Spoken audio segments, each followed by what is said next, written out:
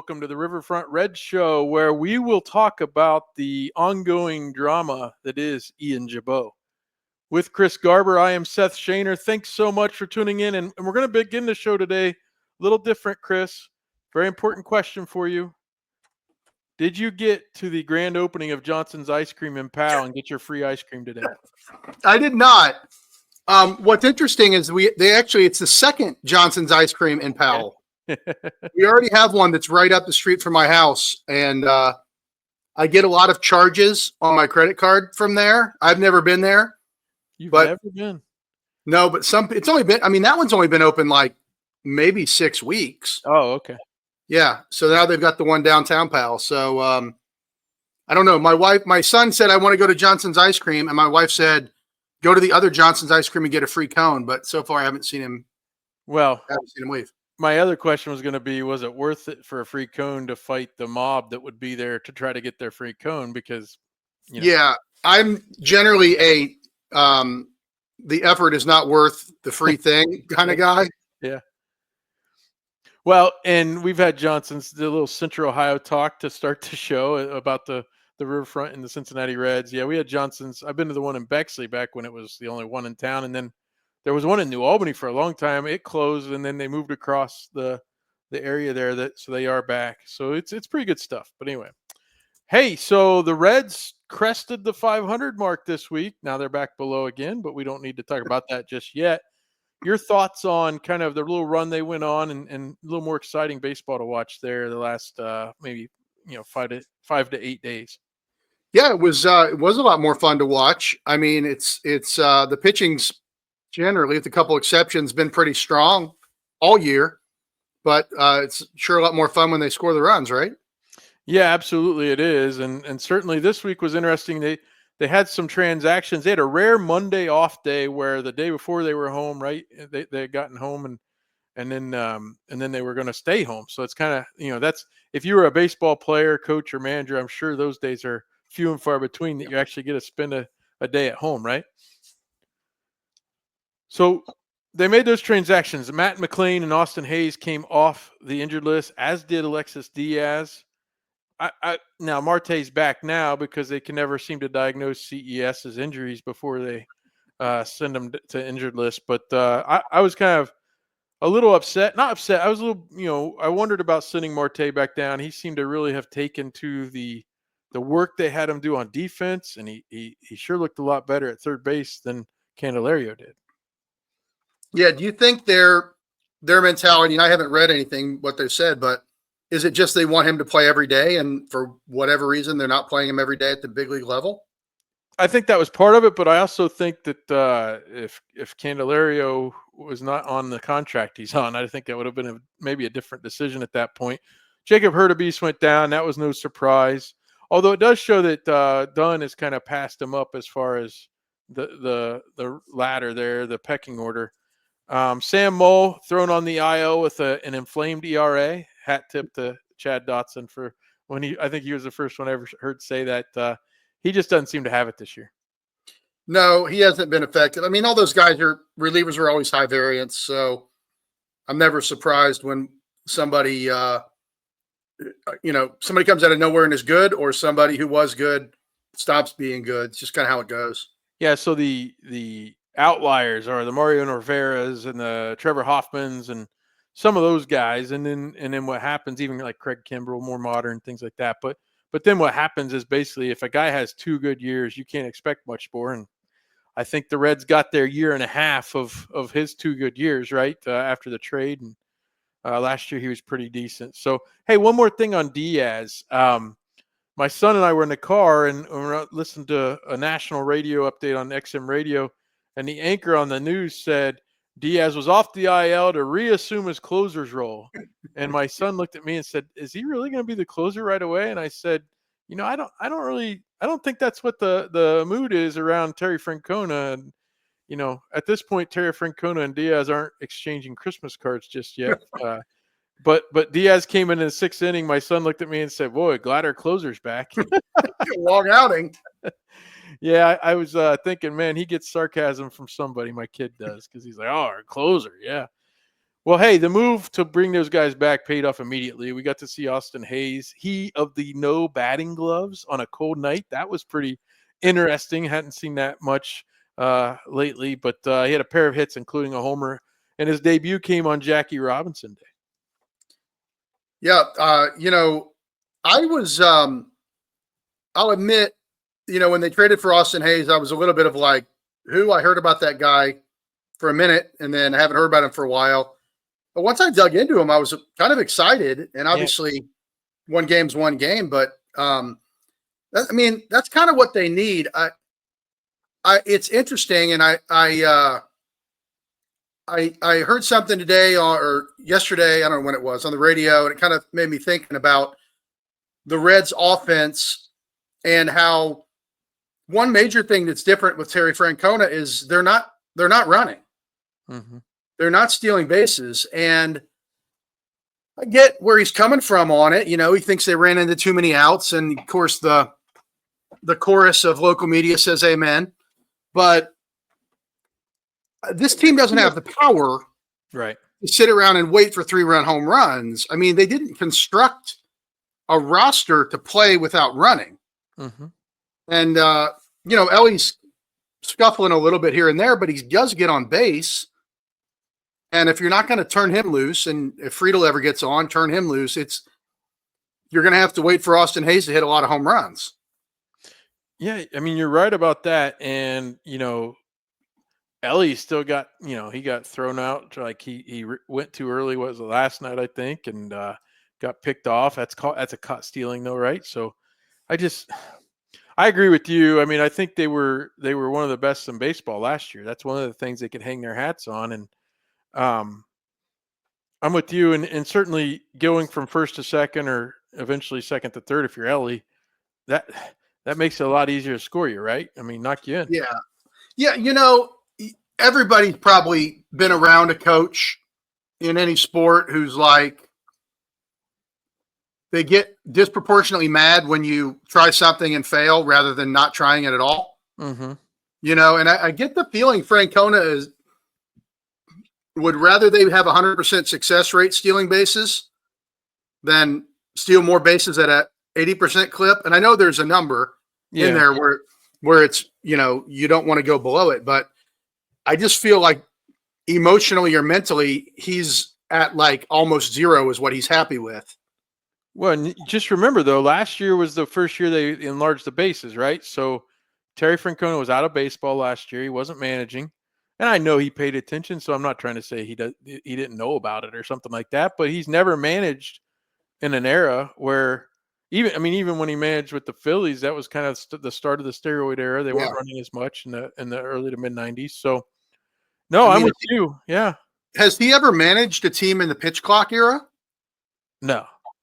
Yeah. So, all this kind of advantages to the base runner, he hasn't kind of internalized into his kind of mental model of managing a game. I don't think. I think that's a good point. He might have 1 year in Cleveland. Yeah. I don't know, but he just like, I think I would hope that he'll adjust to the fact that David Ortiz isn't coming up in the lineup here. Yeah.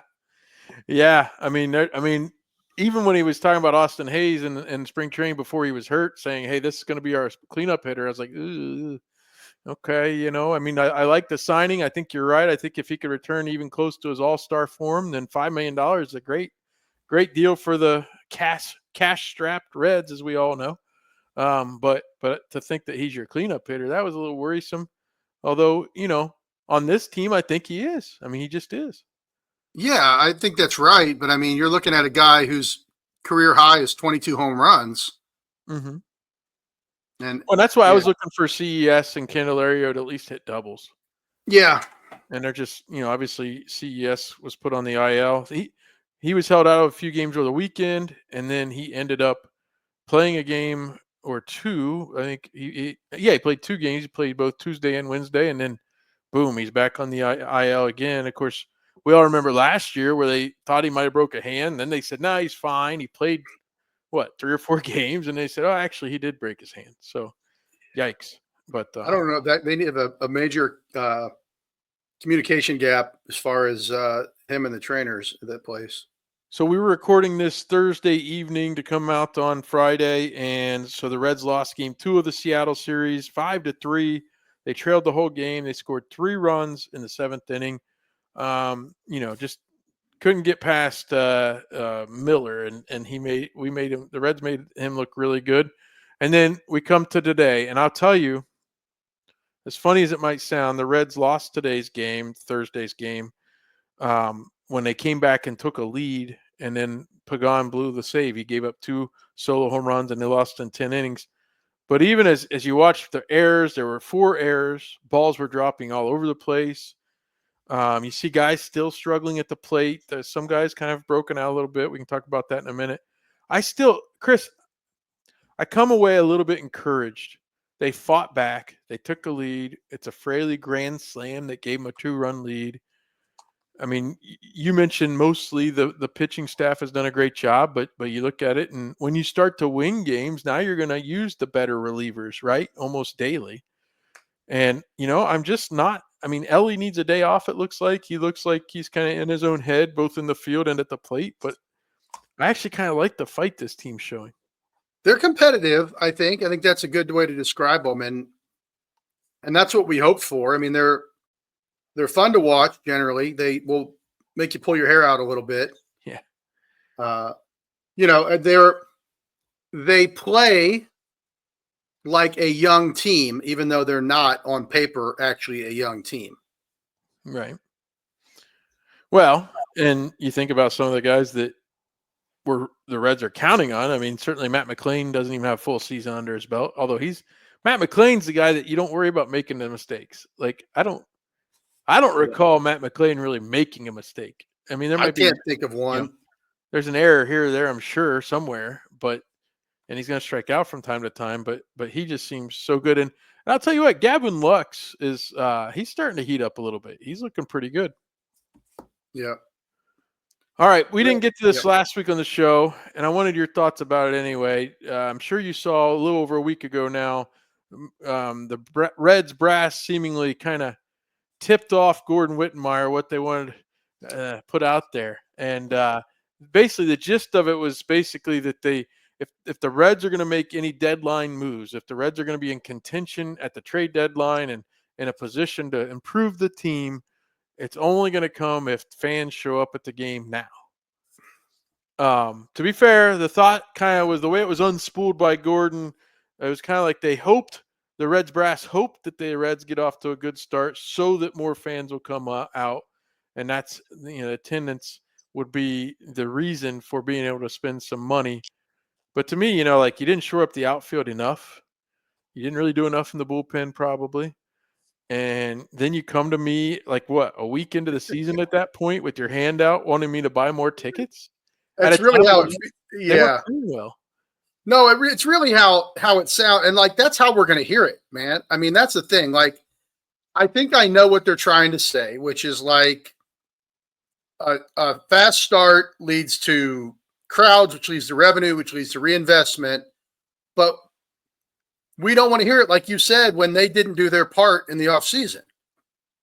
Yeah, and look, if this was let's go back in time and pretend COVID didn't happen. They spent all the money they did in 2020, and then maybe Shogo's just not as good as they hoped he would be, and Moustakas weighed twice as much as they thought he would, and all these things. And then it's like, well, wait a minute. We are selling tickets, so we're going to try to, because it was going to be a playoff team, I think, if the full season happened. It was a playoff team in the shortened season. Then you're kind of like, well, yeah, you guys tried in the offseason. So me as a fan, I could see it. And I'm sure there's so many folks out there that watch or listen to this show, and maybe you're tired of me talking about Ohio State, but it really reminds me of Ohio State basketball. Chris Holtmann was the coach, and he just couldn't get over the top. They would make the tournament but not get to the second weekend. They never won a Big Ten title during his time, but there was always he was trying to blame something else for the fact that there's just no energy in the building. Well, first of all, it's a cavernous arena made for concerts and ice hockey, and basketball, even though that's what's going to sell the most tickets, was basically third or fourth in Andy Geiger, the athletic director then, and his list of things that were important. But so it's not the best building, but Ohio State basketball is not Ohio State football. And Ohio State basketball has always been a deal where if you win, they will show up. It's just been that way forever. And like Holtman fired the PA announcer. He fired Matt McCoy, who's 610 WTVN sports director. He fired him after he was the only PA announcer the Shot had ever had for men's basketball. And they fired him because he was too boring. They brought a DJ on to do the job, basically. Then he wasn't exciting enough. And I think it was Holtman's last year, the year he got fired, they brought on a guy, and I kid you not, my son and I were at the first game, and he's like Ohio State's like guard had the ball like this on the free throw line, getting ready to let go of the ball, and the PA announcer's still saying his name. He's screaming into the microphone. And then Ohio State basketball every year has Captain's Day. They bring back the old captains, and they line the court, and they announce every one of them at halftime. This guy couldn't pronounce the names. And it's like you think that the PA announcer not being loud enough is the reason there's no energy in the building. Yeah. And so it's the same with the Reds. Like you and Chad over the years always talked about the bobbleheads and the, all the things that Castellini's did to kind of preserve the stadium and make it nicer and things like that. And that's all great. But why don't these people understand that if you want to sell tickets, you need to do something to get people to come? Yeah, I think the thing that they don't realize, or they just don't like, and they are trying to, use force of will to make it not true. They're in a hole. Mm-hmm. They're at the bottom of a hole of fan apathy and disengagement and lack of excitement that they took a long time digging, and eroding. Mm-hmm. And what they want is to have the fans yank them out of that hole, or to magically, materialize at the top of the ground again. And it makes me think a little bit about the strike in the 90s. Mm-hmm.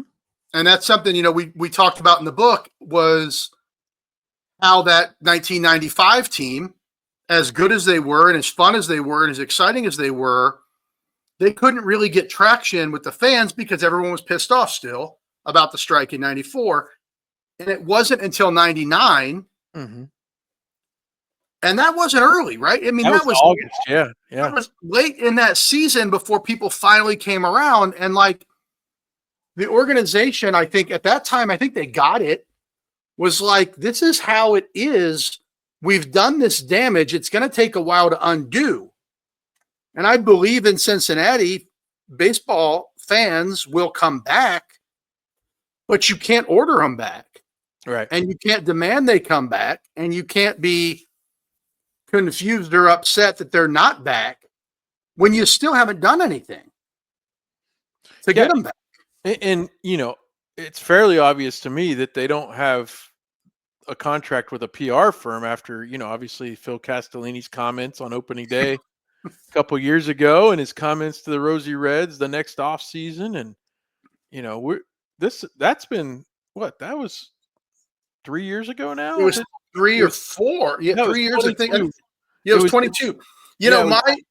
My understanding, and this is imperfect in third hand, was that Major League Baseball actually dispatched some PR help to Cincinnati and basically said, you may not think you need this, but you're going to get this help.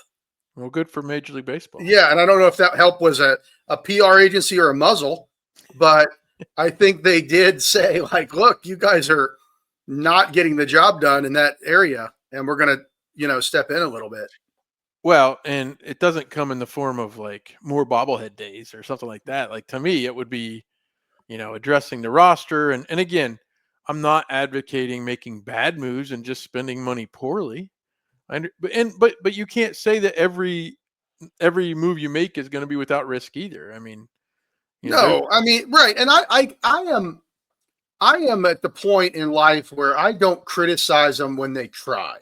Yes. Like Nick Martinez, I kind of think they got left holding the bag on Nick Martinez when they didn't think they were going to. But at least they're trying to compete.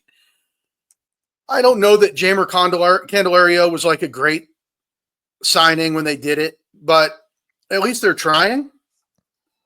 Well, the late night Reds guys, hat tip to them. They had their first episode back, Skylar Webker and Ben Brown. And Skylar asked a question during that show: when's the last multi-year free agent that they signed that paid off? Not a trade, but a free agent besides Nick Castellanos. And really, if Castellanos, he had an out after the first year. Yeah. And if 2020 was the way everybody thought it was going to be, he would have opted out probably after the first year.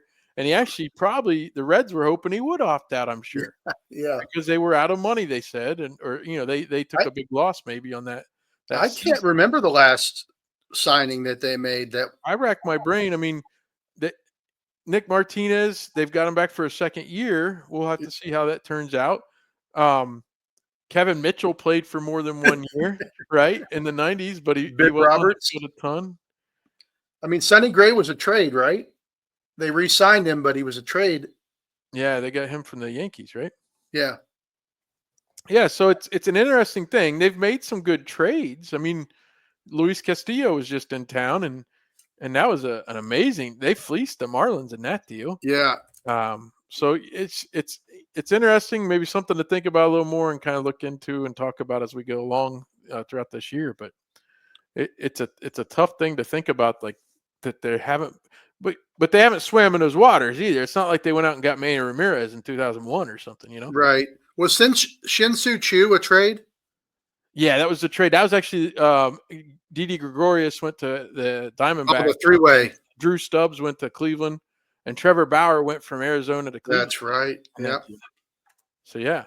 And they traded for Trevor Bauer when he ticked off Terry Francona when he threw the ball into center field. Drew Stubbs was part of that trade too. Yeah.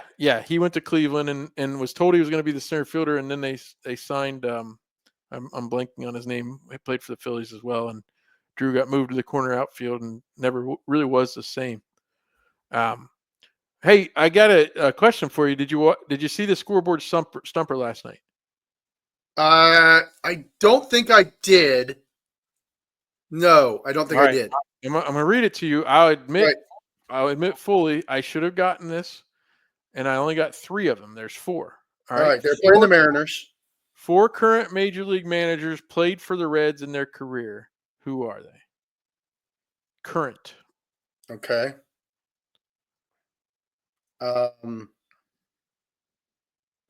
Skip. I don't think Skip is current, is he? Is Skip not managing this year? I think they let him go. The Marlins did, didn't they? Oh, I thought he got another job somewhere. All right. Man, I'm zeroed out. I got 1. Who'd you got? Terry? Yeah, I know there's obviously. Who am I forgetting? All right. Well, Aaron Boone. Oh, right. Yeah. Yankees manager. And you mentioned it's the Mariners. Dan Wilson is now the Mariners. Oh, I didn't even notice that. Manager. Yeah, they named him the interim during the middle of last year when they fired the manager. In fact, when I was out there in Seattle visiting my sister, we went to a game and Dan Wilson was in the booth helping call the TV games. Oh, interesting. I tried to reach out to him to see about him coming on Red Lake Roundtable, and then like 3 days later, he was named manager. I was like, well, he's busy now. I hear a lot about Dan Wilson because he went to the same high school as my wife. So, oh wow, okay. I hear a lot about Danny Wilson from my in-laws. Well, he was certainly when they kept Joe Oliver and they allowed him to get away with when Lou Piniella wanted him out in Seattle, right? So he's kind of like the guy they decided to let go. The one I didn't get and the one I should have gotten was Dave Martinez. He's still the Washington Nationals. And I didn't even know. That's crazy. So I thought Skip was still managing. Yeah, they let him go in the off season. And then David Ross certainly hasn't been for years, but we got an indirect in the White Sox. Will Venable is the manager of the White Sox. That's right, Max's son. Yeah. Which Will Venable, I guess, is just pretty close to genius level as far as IQ and smarts. Oh, is that right?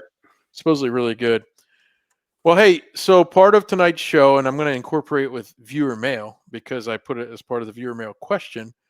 I gave you a little tip off. I want to talk about favorite baseball movies, but more like what makes it your favorite movie? Because here's what it is. The Podfather, Bill Lack, was lamenting the other day on social media that he didn't like the way 1923 season 2 wrapped up. And I didn't have much of an argument for him. I watched 1923. I find it really compelling.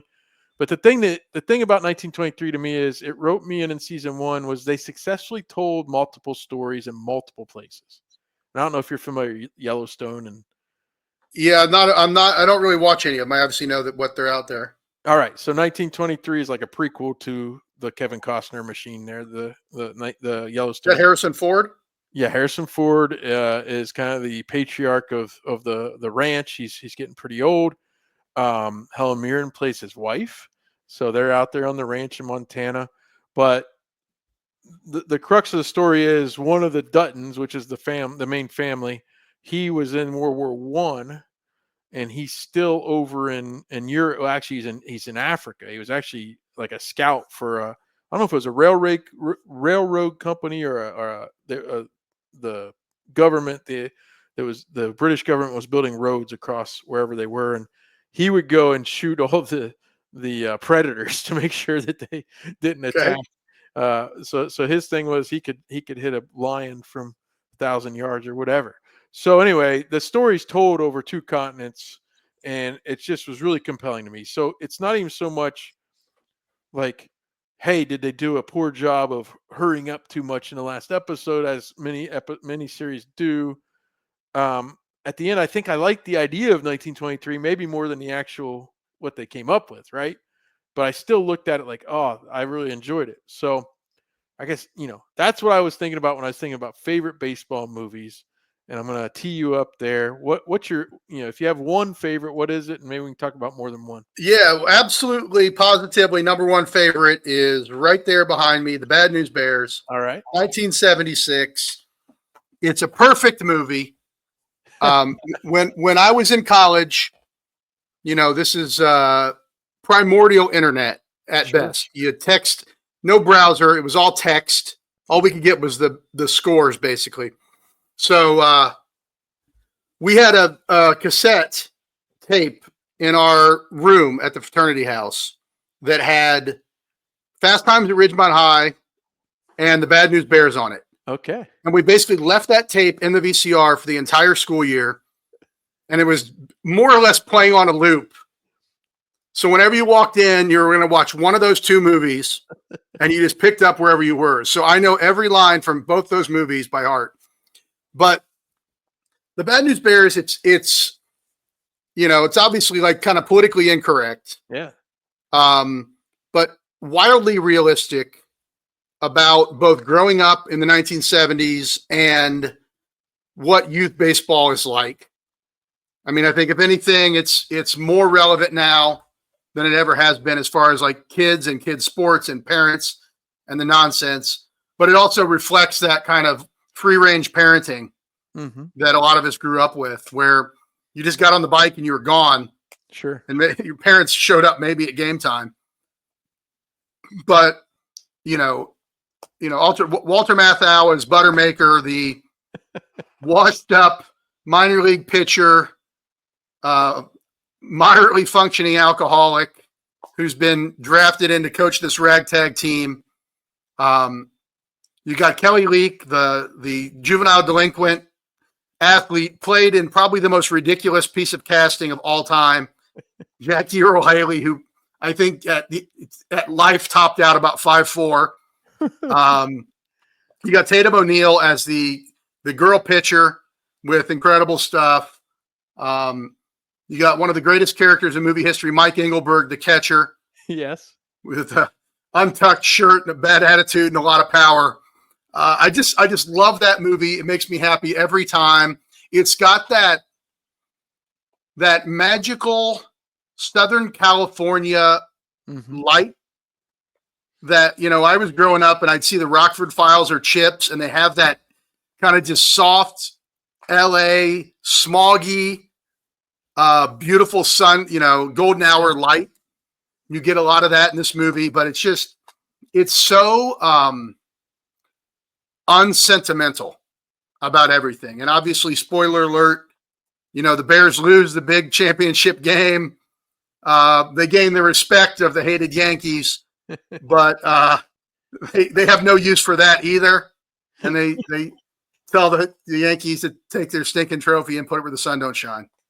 When my son was 8 or 9 years old, he wanted to watch a bunch of baseball movies, and we watched a lot of them. And I don't think I allowed him to watch Bad News Bears, and I might have more recently, but I'm going to have to ask him after this because now I need to watch it again. Well, I'll say this, and it's an imperfect compromise for sure. But the MLB Network runs it a lot, and they edit the crap out of it. So none of the cursing, none of the obscene gestures, none of the slurs are included in the movie. Yeah. But it's just a joy every time I watch that movie. I mean, they've got so many great throwaway lines in there. Like there's one point where, Buttermaker's day job is a pool cleaner. Yeah. And because he's lazy and irresponsible, he just loads the entire team in his convertible and takes them around to clean pools and lets them do that while one of the 12-year-olds mixes in martinis. That's right. That's right. I mean, it's just, there's I think Lupus comes over gives him a martini. And he goes, superb. And then there's another point where someone asks if they can go swimming. And he's like, no, don't jump in, Engelberg. You'll flood the valley. I mean, just a million stupid throwaway lines that make me laugh every time. If you ask someone, ask me to describe myself as a baseball fan, I admire Field of Dreams, but it doesn't move me. Bad News Bears is the way to go for me. Well, and so it's always time and place. I've learned this. My wife's siblings are all somewhere between like 7.5 to 10 years older than her. So like for me, Home Alone was kind of the Christmas time movie when I was a kid. Yep. That's when it came out, and it's obviously about Christmas time. And for them, it was A Christmas Story. All right. So, and I was like, I brazenly said one time, I don't even think I've watched Christmas Story. What? So it's time and place. That matters. And that's why in when we get to viewer mail, a lot of the folks were talking about The Sandlot, right? And that's kind of different. Yep. Similar in that it's about youth baseball players at a time when it was more, like you said, free range and you just go play. I was playing wiffle ball in the cul-de-sac before I jumped on with you, and the street light came on. And I thought, there was a time. Now, I grew up in the middle of nowhere. Like our nearest neighbor was a half mile away, and it was windy roads down near Athens. And so mine's a little different, but that was the way things were, right? The street light comes on, you go home. Go home. Yep, that's it. That was the. So time and place matters, and I guess for me, when I was a kid, it was The Natural. Yeah. And that's partially because I was just young enough. It came out in around 84. Yep. But we didn't have cable, and so it got to TV, broadcast TV, probably 86 or so, whenever that was. And for me, I was still young enough to think I'm going to be in the big leagues someday, right? And to see, now I didn't live on a farm, but I lived in farm country. And to see a kid in the fields playing catch, for me, it was always, my dad did some, but my grandpa was the one that I always played catch with, and he'd pitch to me and hit me fly balls and stuff like that. And that seemed, that looks like what I do, and just certainly the idea that they supposedly 20 or so year old or 18-year-old Robert Redford, when he was actually probably 45 or older at the time, that didn't matter to me as much as, all the stuff. And I still remember like when Robert Redford, Roy Hobbs faces off against the young pitcher, right? It's like he's looking in the mirror almost at what he was. That's a great movie. I mean, I think especially a great movie if you fast forward through the non-baseball parts. Because that whole mystery thing is dumb as hell. And I remember being a kid, I'm like, let's just get back on the diamond. Yeah, that sometimes happens, which is funny. The first date with my wife was For Love of the Game. And that's Kevin Costner, obviously. That's Costner, the Perfect Game movie. Yeah. And, she'll tell you it's a chick flick, and I'll tell you it's a baseball movie. And that's kind of why our marriage works, right? So, yeah. No, that's good. I also always liked 8 Men Out. And I think as a kid, the fact that 8 Men Out had the Reds tie-in, right? Like, hey, Mhm. that's my favorite team, and hey, guess what? They're going to win in the end, regardless of whether these guys cheated or not, or through the game or not. So that was a big draw for me. John Cusack as Buck Weaver, I thought, because he always talked to the little kids, right? Yeah, yeah. Eddie Seacott's character, played by the underrated David's how do you say it? Stathern. Stathern, yeah. Yep. He did a really good job. Lefty Williams was played by James Reed, who was also known as George Hazard from the North and South, Oh, okay. right? So I recognize him because 80s miniseries for 800 when you don't have cable, right? And my dad read the books when I was really, really young. John Jakes, historical fiction. Check it out. Yeah, so those, and then we'll get to some of the viewer mail. They said this as well. Certainly Major League, right? I mean, Major League's one of the funniest movies. yeah, You ever see. Mostly Euchre. I mean, Euchre is, I don't know, 11 on that. You can say Ricky Vaughn threw hard, but Euchre was throwing about 104 that entire movie. That broadcast school is really paying off. Hey, so no, but you mentioned earlier that you could watch Bad News Bears and see it heavily edited. Because I didn't have cable and because I wouldn't have been allowed to watch a rated R movie when I was that age, when it came out, around 10 or 11 years old. The first 50 or so times I watched it was dubbed off of WBNS Channel 10 broadcast. And so I always tell people it's a lot funnier if you see Lou Brown tell Willie Mays Hayes that he said, "You may run like Mays, but you hit like his sister." and I like it. I like it when they have that creative ADR and they don't just go ahead and bleep it out. They just make up something completely different. I remember I might have been in college in the dorm and somebody had it on, well, I know a friend of mine had it on Laserdisc, but I don't know if we had Laserdisc in the dorm, but somebody had it or it was on one of the movie channels and we watched it. I was like, wait a minute. He didn't say hits like his sister? Because it might have been the first time I saw it. Did you ever see the Breakfast Club on the dub, the sanitized version where that Anthony Michael Hall keeps screaming, flip you, flip you? No.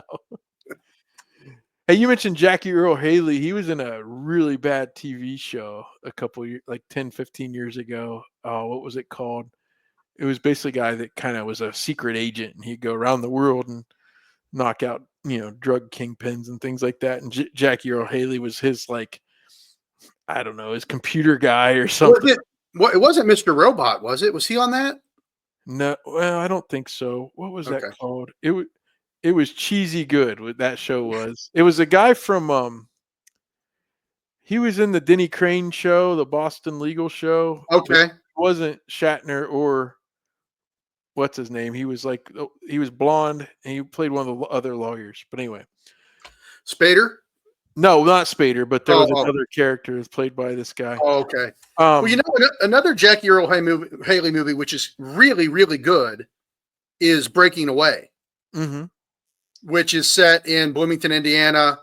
It's kind of a townies versus college students deal around the Little 500 bicycle race. That's an exceptional movie. Okay. I'll have to check that one out.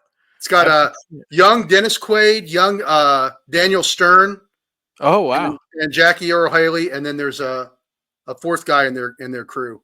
I think that the main character. The show I was trying to think of was called Human Target. I like that show. Yeah, one or two seasons. Yeah, that was good. Hey, before we go to viewer mail and get some of their thoughts, I wanted to share a Masters moment with you. Did you watch the Masters? Sure.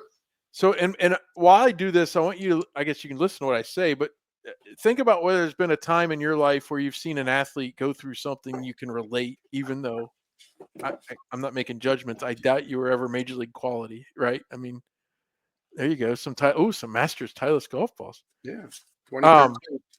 I'm not saying I should be able to say I can relate to Rory McIlroy, but I had a really bad feeling when he headed to the 18th hole and there was like a bit of a wait, like there toward the end of that, that deal, because there was slow play in front of him. When I was in 10th grade, I was on the golf team.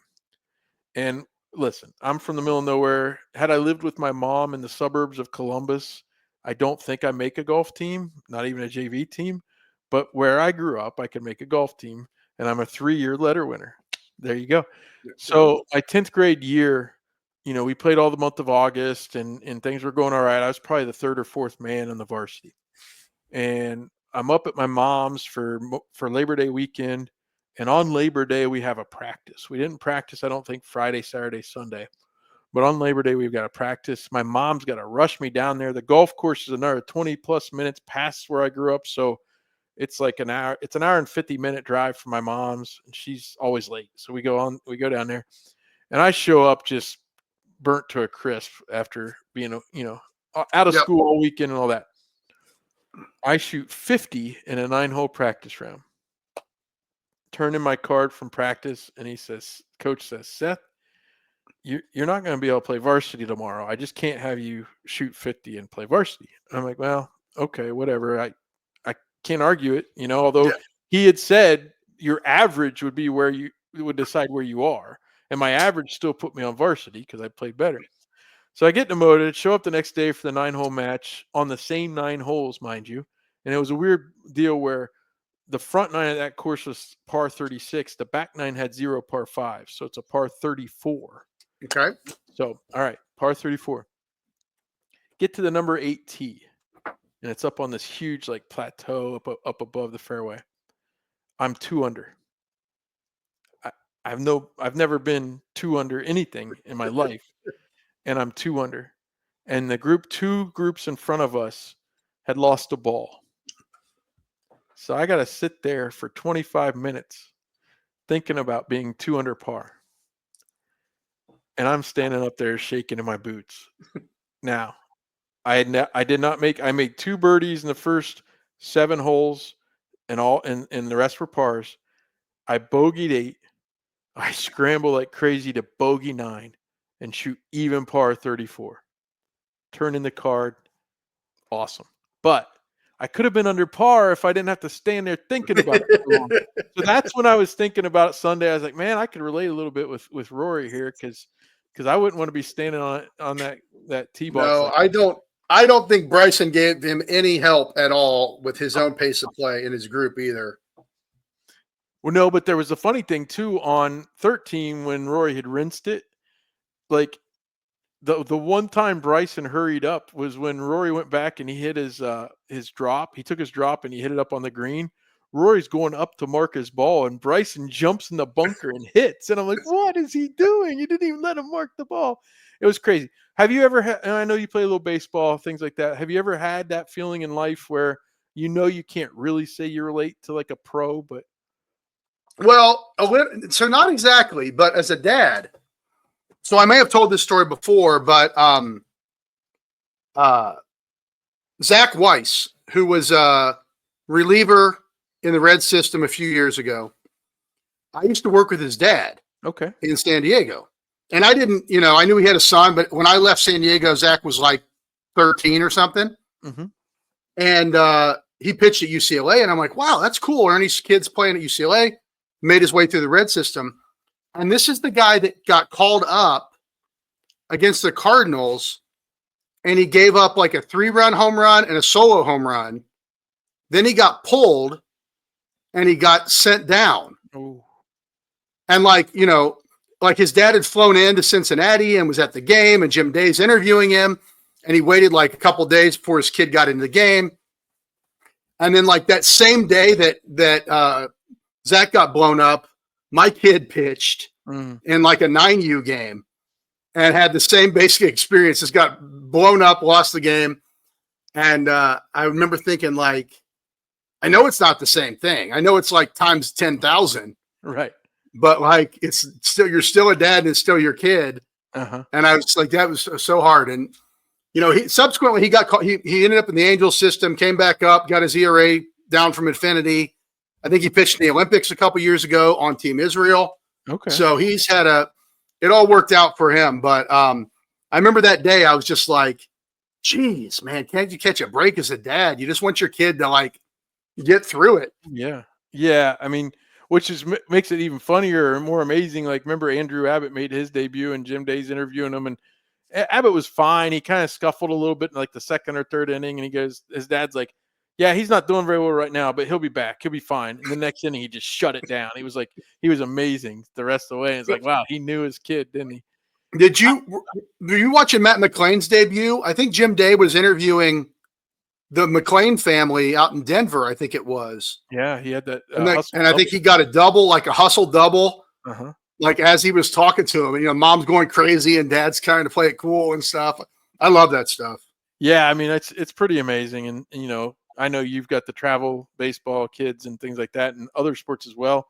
My oldest son's a big soccer enthusiast and really trying to make that work. He's in 8th grade now, and you get the ups and downs, man. And sometimes especially like for soccer, if you're asked to take a kick and you miss it, something like that, it's tough. And being a goalie's parent, oh my gosh, I couldn't even imagine being a goalie's parent sometimes. So yeah, it's an interesting life being a parent of an athlete. And again, it doesn't mean that I was anything great as an athlete, but you're more in control when you're actually out there yourself. You take it so much harder as a parent. You have no control. You just have to sit there and suffer. Yeah, I allowed myself to break down a couple years ago. My son had missed a kick in a game that was a league game. It didn't really matter too much, but he redeemed himself in a championship game, and I was like, it got real dusty wherever we were. The pollen kicked up or something. Yeah. I guess sometimes allergies. Yes. All right. Well, viewer mail. These are actual letters from actual viewers.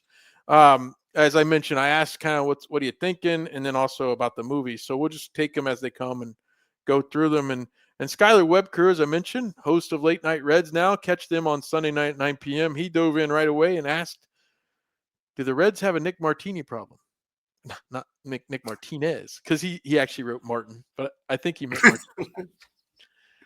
What do you think? He's struggling to get through the third time through the lineup, which he's always been that tweener guy. Yeah, it's really clear to me that he's a 4-inning pitcher. Mm. And I would love it if they could find a way to use that 4 innings every 5 days out of the bullpen. I think he could be incredibly helpful to this team in that role. But letting him pitch the 5th and 6th innings is just not going to work, I don't think. Well, but in August and September last year, he was about as good as anybody in the National League. And he was pitching into the 6th and 7th inning routinely. Yeah, I guess. I don't know, man. I mean, you're right. It's early. I know they're trying to be careful with these prospects and get them some reps in the minor leagues and move them along methodically and everything. But I don't know. I just keep looking over there at these like 3 stud arms they've got in the minor leagues. Like, can we try it? Can we? I'm a big time believer in the adage, there's no such thing as a pitching prospect. Mm-hmm. You're either a pitcher or you're not, or you're hurt. Sure. And so Chase Petty can just as well get it done up here as he can in AAA, as far as I'm concerned. Well, I got to believe if this keeps up, though, and Rhett Lauder gets to where he's ready to throw 5-6 innings, I got to believe they're going to turn to him. Now, I will say, they did a lot. Last year, in the beginning of the season, they tried to use him as a starter. I wasn't impressed. I was out. I was done. I was like, no more. I don't think he should start anymore. Then they did the thing where they would bring in an opener and then let him pitch the 2nd, 3rd, 4th, 5th inning, whatever. It kind of worked. I don't know. I'm not the biggest fan of the idea. But then, like I said, when they were just basically out of options, he was just amazing those last 2 months. And so it's in there somewhere. Maybe he just needs to get warmed up, literally and figuratively. I don't know. I mean, he's like, it's a weird thing because he is a good player and he is a valuable piece. Mm-hmm. They just got to figure out how to get the most value out of him and minimize the downside. Yeah. So then Hunter Martin actually replied to Skylar's question. He said, if there is a Martinez problem, how should they address it? Is there a pitcher in AAA or on the IL that you think would, and I think it's Rhett Lauder. I mean, he's the one that got the major league time last year as the younger player, as the rookie straight out of college. And I think Chase Petty might come up later in the year, but I think Lauder's the guy. So Lauder's going to play. He's going to pitch this week. I think you're not hearing as much. I didn't catch that. Did you see it? They said he threw a bullpen on Tuesday. So that's good. We got Wade Miley somewhere Well, out there. he threw off the mound, and then he was going to throw a simulated game in Arizona, I think, this week. Yeah, it says Wade Miley could go on a rehab assignment soon. So they've got options. I don't know what Wade Miley's got left in the tank, but he's cromulent. Well, I can tell you one thing he's going to do is he's just going to throw until his arm falls off. So I mean, and throw and work quickly. Yeah, that's right. He can outpitch the pitch clock. Yeah, so that'll be good. Actually, yeah, it's 2 days ago. Rhett Lauder threw a bullpen. So there you go on that. Now let's see some more. Actually, get back to Webker. Skyler says baseball movie. He says it changes all the time for him, but currently 42 sticks out. Okay. I would 42. Tell you, I went to see 42. I was, I think I don't remember if I was still a sports writer at the time. There was times when I could go during the day and just go see a movie. And I went into the theater, and it was a middle of the day, weekday, and there weren't many people there. And there's an African-American gentleman, probably in his 50s or 60s. And there was only about 3 or 4 other people besides us. And we walked out at the same time after the movie. And I looked at him and I said, "What'd you think?" And he said, "I thought it was really good." I said, "I thought it was really good too." But I said, "Unfortunately for me, I worry that it was actually might have been even worse for Jackie in real life than what they even portrayed," which, it was pretty, what was his name? Chapman, the manager for Phillies. And I don't know. It was a good movie and good performance, obviously, by someone who's not with us anymore. Yeah, that movie that movie felt like something you should watch in a museum when I watched it. Yeah. It didn't like really move me, but it's a good show, and Bozeman's awesome. Absolutely. Was that Harrison Ford as Branch Rickey in that one too? Yes. Harrison Ford as Ohio Wesleyan's own Branch Rickey. That's right. You can get on the Branch Rickey stretch of highway there on 23. Is there a field named after him? I can't remember. I think it is. Yeah. There's a book about the Gas House Gang, and Branch Rickey had a part in putting that together. Oh, that's right. Yeah. And I read Branch Rickey. Sorry, it's the basketball arena for no good reason at all is named after Branch Rickey. Well, but that book it detailed Branch Rickey growing up in Southern Ohio, and like he hadn't even gone to college yet, and they made him a school teacher, and then he was riding a bicycle in the early 1900s to and from. It was like a 7-mile bicycle ride to get to this school. I like to think it was one of those big one-wheel bicycles, but probably not. I doubt that. But all right, Kyle Kapler. We always appreciate Kyle for checking in. He said, "What do you do about CES and Candelario? Also, it's early, but who's the leading candidate for obscurity among who's played so far?" Oh boy, we could have some guys, right? I think CES is on the injured list. I'm more hopeful that he'll be all right. I just don't know what to think about Candelario. I am so out of him on defense. He's so bad at defense at third or first. Ellie made that great play a week or so ago, and he dove and he jumped up, didn't even set himself, and just used his arm strength. One hopped it straight into the mitt, and he dropped it. Yeah, it's a tough hang for me, man. In this kind of like you talk about his defense, and you're like, well, put him at DH, but our old buddy Nate Dotson had a tweet today where he asked the question about, how bad has the Reds DH been since they introduced the universal DH? He's like, I'm not sure, but it seems bad. And I looked it up, and as under wins above replacement, I think since they had the universal DH, they've been in last twice, and the other time were like 12th and 13th in the National League. Like they're getting nothing. And I said that's because the organization still builds for 8 hitters when they need 9, but I don't know. But what do you do? I mean, Candelario, I just don't feel like they're going to sit him, but they do have other people. I mean, if him and CES are both out, it gets thin. But you're looking at Santiago Espinal, everyday player. Steer's not playing anywhere else, so it's like, it goes back before the universal DH too, though. And maybe you don't construct your lineup over X amount of road interleague games back in the late 90s into the 2000s, but year after year after year, you go to these parks and it's like, well, we're going to give so-and-so a chance. Backup catcher. We're going to play the backup catcher at DH. Yeah, and I know you don't build a National League team back then for the DH, but it was so painfully obvious then that it was like, hey, they like to remind us that Nick Kroll started in the video department in like 2004. Yeah. I mean, he had to see this coming, right? I mean, that this is the case, and I don't know what they get back on the field and Candy can start hitting. Then I'm fine. Let Candy be your DH, and it's fine. But they don't. I mean, I don't feel like. I mean, other than Marte, I don't feel like there's anybody at AAA beating down the doors. No, as a hitter, no. Yeah, right. I mean, Will Benson's hitting the cover off the ball in AAA, but yeah, Will Benson may have established himself as the new Brandon Larson, as far as I can tell. But he's not. He's not going to solve your corner infield problem. That's true. Except for maybe you have to put Lux there. Oh boy, I like that guy. I do like that guy, and I kind of feel like you can put him at third; he'll figure it out. Yeah. It wouldn't be worse than Candelario. That's for sure. All right. Dave Magrum. Can I answer the other question? Oh, I mean, Jacob Hurtubise is obviously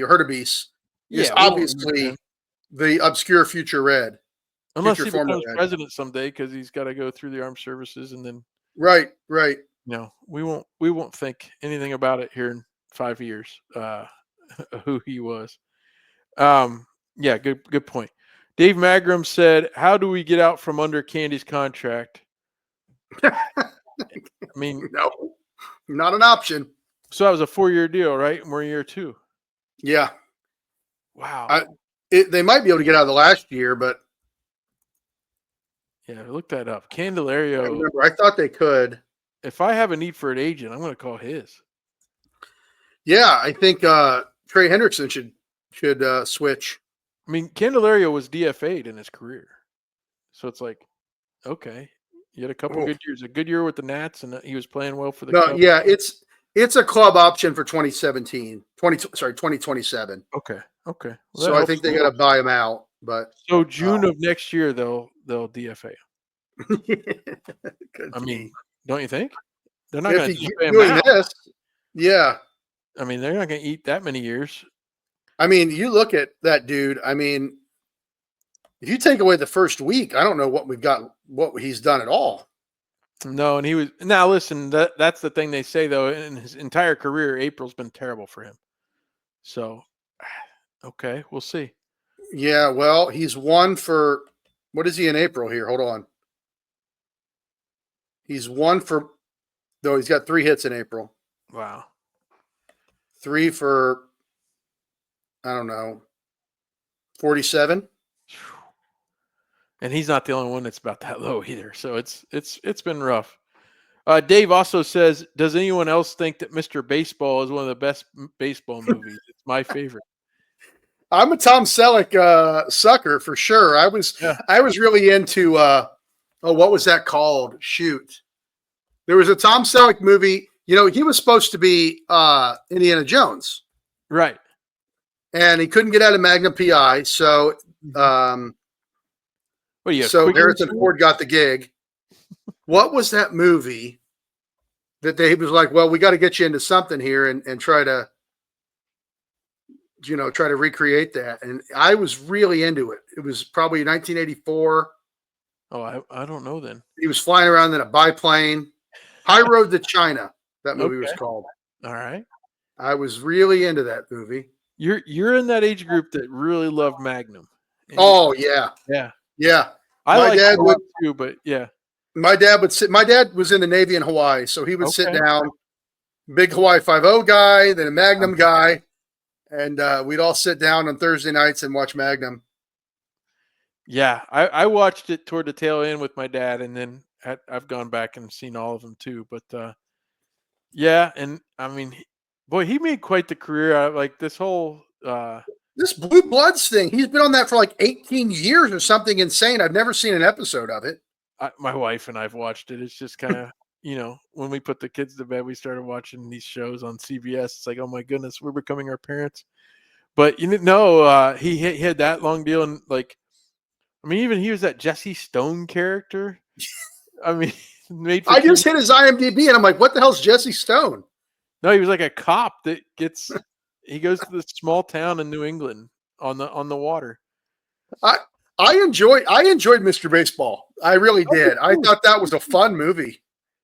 Yeah, Mr. Baseball, and again, time and place. I remember being a kid. I watched it at my grandparents' house the first time, and it's like I'd never been to Japan, still haven't. But the culture shock for this tall man, right, with the big mustache, and it was again time and place. It served its purpose for me. It was a good movie for me. You had Dennis Haysbert's in that. Yes, also known as Pedro Serrano. That's right.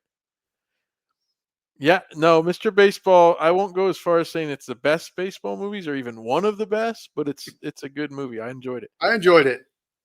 Joey Gaditza says his will always be Major League, and he said it's that good. So James Urban, question this week: is the National League shaping up to be better than the American League this year? It seems like there's a lot of good teams.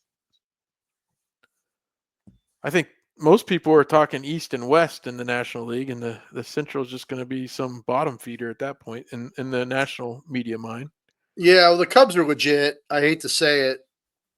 I have two Cub fans in this house, so I'm watching them almost every night, and they're good. They're really good. Kyle Tucker would have looked a lot better in red, huh? Yeah. I mean, but they're beating good teams. That's the thing about it too. They're beating up on really good teams. Well, they're the ones that destroyed. Was it the Dodgers? They just destroyed. Yeah, and the Padres they beat 2 out of 3 in San Diego. Maybe, I'm not sure. Yeah.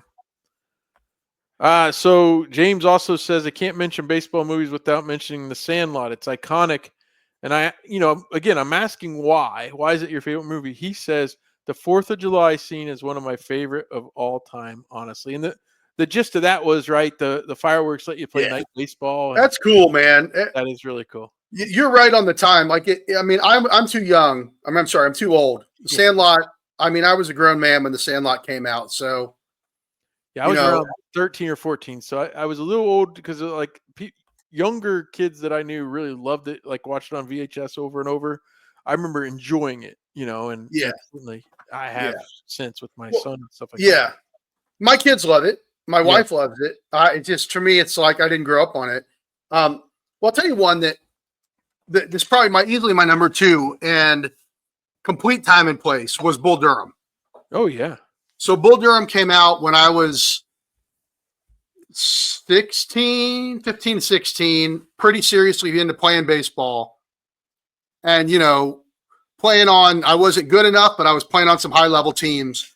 And it taught us all how to act as ball players. All the peripheral stuff, the clubhouse stuff, the road trip stuff, the everything. I mean, I remember I was playing Legion ball, and we had a bat boy who was probably 14. Mm-hmm. And I was in the on deck circle, and he says to me, "Nice kid, great kid." And he says, "Hey, get a hit, Chris." And I immediately thought of Crash Davis, and I said, "Shut up, kid." And I was so happy that I got to say that line in real life. I wouldn't have said it if it hadn't been for that stupid movie, but I was so excited to tell the bat boy to shut up. Yeah. And go out to pinch hit, but all of it, the shower shoes and the fungus, all the chicken bone cross, Get your rain out. I'll get you a rain out. Yeah. I mean, all of that stuff, we were just like aping those dudes, and everything I've heard, and how much it was self-fulfilling, but it was very realistic to being a ball player in the late 80s. Well, two things. Fast forward to me in college in 1997 as a freshman. and I didn't take a shower once without thinking of Crash Davis and those shower shoes because I was in the dorm. Shout out to Park Hall at Ohio State. Yeah, I had to get in that shower with some shower shoes on.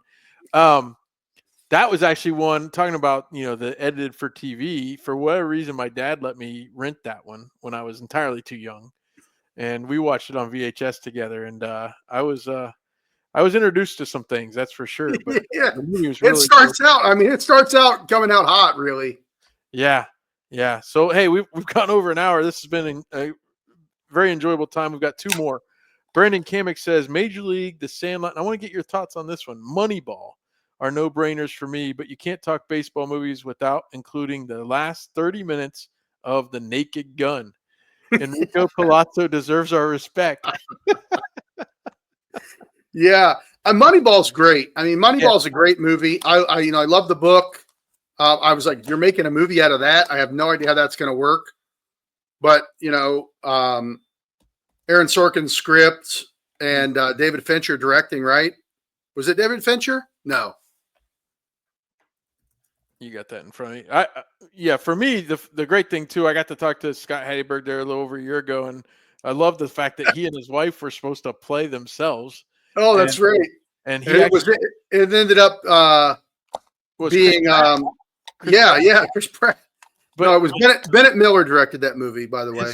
His wife and him actually went to LA and they went through costume design and everything. They were basically outfitting them in what they're going to wear, and they ended up Brad Pitt was kind of like, I think he threw a monkey wrench into when they actually were going to shoot and things like that. So it ended up being too far down the road. Oh, okay. I'm too old. They wouldn't let me play myself anymore. I love it. I mean, Philip Seymour Hoffman as Art Howe makes me laugh every time. Absolutely. Yeah, that's a great movie. I mean, it's weird. I know it's a baseball movie. It just doesn't feel like, because what's going on the field really isn't central to the movie. Well, no, you never realized that they had Zito Hudson and yeah, of course, right. Miguel Tejada won the MVP that year, and they never even talk about him. That's a great movie for sure. Yeah, the book was great too, and I called Ohio State baseball games around that just before that time, and as a student radio guy, and Nick Swisher was on the Ohio State team, and Swisher's a huge part of that book because they talk about, well, if I had a number one pick, I'd take him. Everybody's like, you're crazy and all this stuff. And I still remember I was calling a game and I took, we did the Marty and Joe thing where you take an inning off and let the other guy do it or whatever. Yeah. I'm off mic and I go over and talk to the scout and he's with the Phillies. He's like, yeah, I don't see it. I don't think he's going to make it. Okay. Nick Swisher did a great job, right? He had a great career. Yeah. Multiple contracts but that movie was really well done. Yeah, for sure. They did a great job. Now, I guess the whole idea of the Pepsi in the clubhouse, that was kind of a little weird, but I'd like to, maybe sometime we ought to talk about best movie managers because that's a good one. What's his name is in For Love of the Game. The guy that's J. Jonah Jameson in the Spider-Man movie. Not J.T. Walsh, J.K. Simmons. Yes, he's a Buckeye fan, by the way. Is that right? Grew up in Worthington. His dad was an Ohio State professor. Fantastic drumming instructor as well in Whiplash. Yeah, he was actually a Tigers fan because he was born in Michigan, and then his dad got the job at Ohio State, so he went to Worthington High School, I believe, and became a huge Buckeye fan. All right, that's fantastic. Last one. Oh, do you have any Naked Gun thoughts before I move on? No, I don't have nothing to add.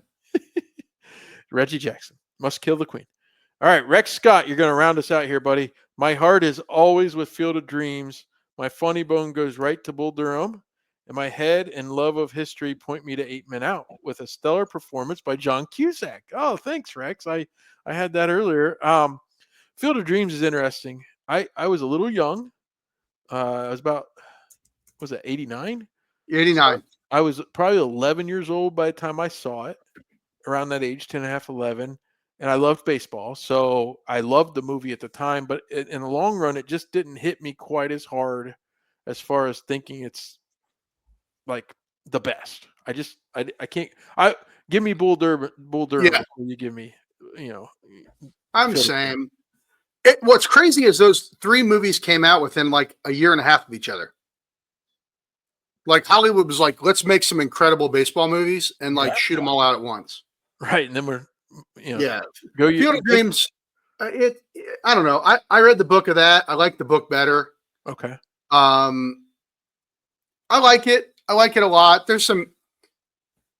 I'm still learning and detoxing from the fact that my generation was like force-fed boomer nostalgia.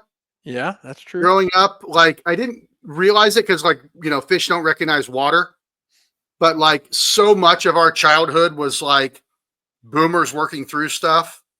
Yeah. And Field of Dreams has a lot of that in it, like the school board scene where Amy Madigan throws a fit, and it's weird. There's some weird stuff in that movie, but the baseball stuff's cool. I like the corn. Oh yeah, yeah, in Fenway Park. Yeah, James Earl Jones. You remind me of something, and I'm going to out myself a bit. When I was at Ohio State, there was a big strike with like the union that included bus drivers and custodians and the cooks in the mess halls and things like that. They went on strike for a while, and there were some protests.